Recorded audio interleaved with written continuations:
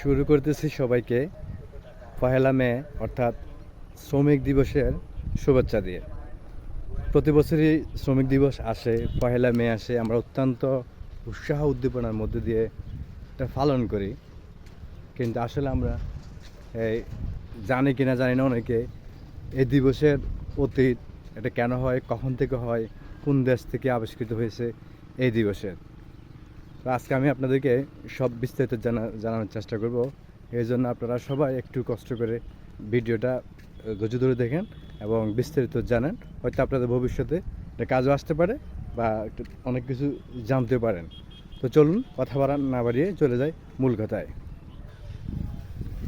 পহেলা মে দিবসটা প্রথমত 1886 সালে আমেরিকার শিকাগো রাজ্যে একটা মার্কেটের কিছু কর্মচারী তাদের অধিকার নিয়ে আন্দোলন করে। অধিকারটা ছিল এটা, এবং প্রতিবাদের বিষয়টি ছিল এগুলো যে কর্মঘণ্টা হতে হবে 8 ঘন্টা এবং ন্যায্য বেতন, বিভিন্ন সুযোগ সুবিধা যেটা ন্যায়সঙ্গত, সেই দাবি নিয়ে তারা যখন আন্দোলন করে, ওই আন্দোলনে তৎকালীন সরকার বর্বর নির্যাতন চালায় এবং কিছু লোক প্রাণ হারায়। ওই প্রাণের বিনিময়ে সেই সময় থেকে এই পহেলা মেকে শ্রমিক দিবস হিসেবে ঘোষণা করা হয় এবং পৃথিবীর সব প্রান্তেই, সব দেশে এটাকে শ্রমিক দিবস হিসেবে মানা হচ্ছে। এই হচ্ছে শ্রমিক দিবসের আপাতমস্তক ইতিহাস। কিন্তু আমার কথা হচ্ছে, যে উদ্দেশ্য নিয়ে যে শ্রমিকগুলো তাদের জীবন দিয়েছিল, তাদের অধিকার কতটুকু বাস্তবায়ন হয়েছে।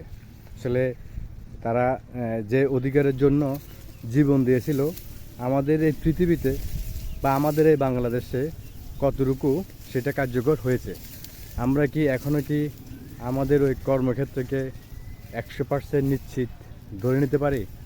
আমাদের চাকরি, আমরা যে জায়গায় জব করি না কেন, আমাদের জবের প্রতিষ্ঠান কি আমাদেরকে কি সেই নিশ্চয়তা দেয় যে আপনি একজন মানুষ হিসেবে, একজন প্রতিষ্ঠানের কর্মী হিসেবে আপনি আপনার প্রাপ্য অধিকার পাচ্ছেন এবং পাবেন? আমরা এখনও অ্যাভেলেবেল মানুষ আছে, যে শ্রমিক আছে, তাদের যে পরিমাণ পরিশ্রম, সেই পরিশ্রম অনুযায়ী তাদের পারিশ্রমিক দেওয়া হয় না। আমরা কখনো তাৎক্ষণিক কোনো সুযোগ সুবিধা তেমন পাই না, বিশেষ করে ছুটি, তারপর যে পরিমাণ পরিশ্রম, সেই পরিমাণ টাকা। আমাদেরকে এখনও সেটা নিয়ে অধিকার নিয়ে আন্দোলন করতে হয়, রাস্তাঘাট অবরোধ করতে হয়, বিভিন্ন লেখালেখি করতে হয়। আমি চাই পৃথিবীর সব প্রান্তে সাধারণ মানুষগুলা, খেটে খাওয়া মানুষগুলা যেন তাদের অধিকার নিশ্চিতভাবে উপভোগ করতে পারে। আজকের এই প্রতিবাদের বিষয় থেকে এবং এই দিবসের যে একটা লক্ষ্যমাত্রা ছিল, আমরা চাই প্রত্যেকেই যেন সেই লক্ষ্য অর্জন করতে পারে। পৃথিবীর সব মানুষ তার অধিকার নিয়ে বেঁচে থাকবে, মানুষের মতো মানুষ হবে, সেটাই আমাদের কাম্য। আমরা সব শ্রমিকের পক্ষ থেকে আমাদের যে দাবি, সেই দাবির ন্যায্যতা দাবি আমরা সবসময় আশা করি। আমরা আশা করি যে শ্রমিকের মাধ্যমে আমাদের এই সভ্যতা গড়ে ওঠে, যে শ্রমিকের ঘামের বিনিময়ে